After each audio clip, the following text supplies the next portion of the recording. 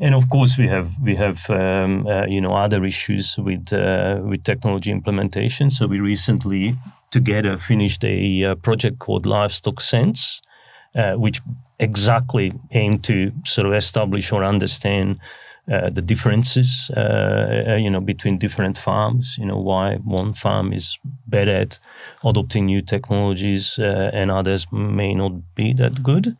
Does it vary, would you say, from farm to farm rather than country to country? It does. So basically, without here, obviously, which is more for a general public, try to be too specific.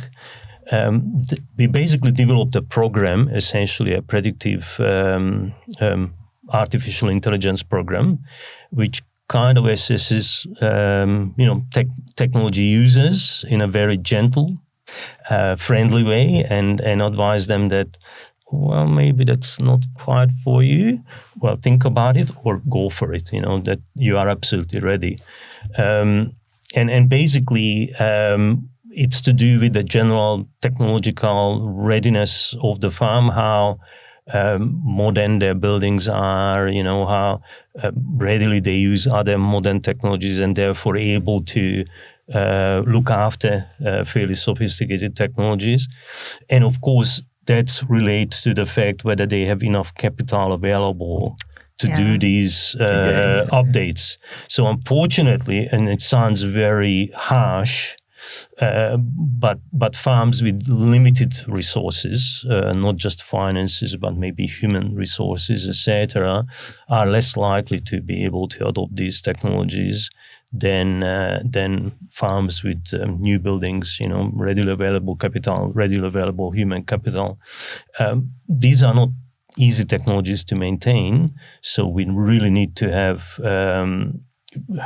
personnel on the farm who have this kind of animal husbandry as well as technical capacities and abilities.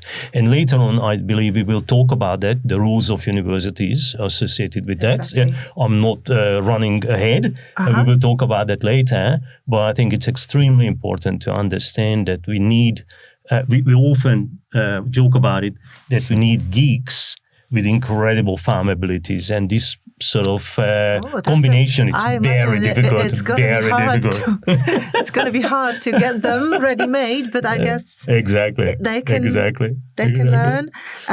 Maybe one more thing here on the limitations. I just want to add also about the limitation that I think this is also one of the crucial one that.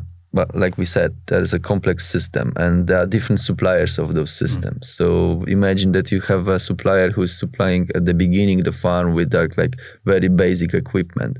And additionally, he's giving them also the equipment for monitoring, like microclimate.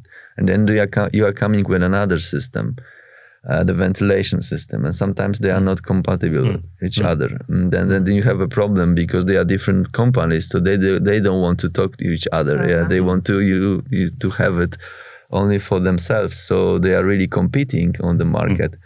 So then you are coming to the farmer, and for the farmer is something that, okay, I don't want to now, to be that this part is from that supplier, the other from the other one. Let's go and talk each other, but they don't want to talk each other. Interoperability issues. So that's a huge challenge because if I have information, if I have data that they can influence ventilation system, but this is a separate system and I cannot get into it, that I cannot change it. True. And what the farmer is expecting the certain level of automatization. So if you have the data, then the data is immediately going to the ventilation system, and then, for example, it's open, closed, whatever, and it's operating. But if it's not like that, he has to do it manually anyway. So that's additional work for him. So he's saying, okay, maybe one day I will do that, the other not. Maybe some worker will do that, maybe he will not do that.